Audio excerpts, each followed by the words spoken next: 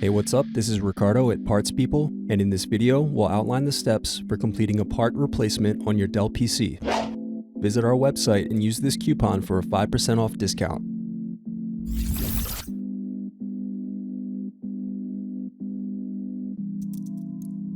Use thin object to peel off screw covers.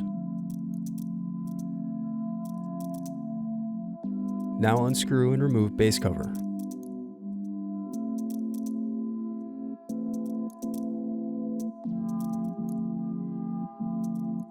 Then unscrew and disconnect battery.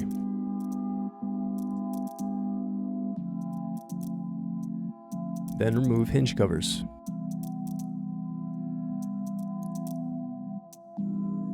Now unscrew and remove bezel.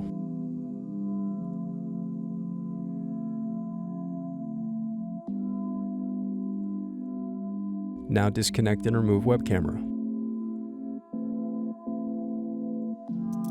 Thanks for watching. Don't forget to like and subscribe if you enjoyed this video.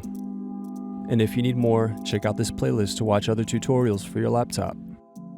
You can also click here to find parts for your laptop at partspeople.com.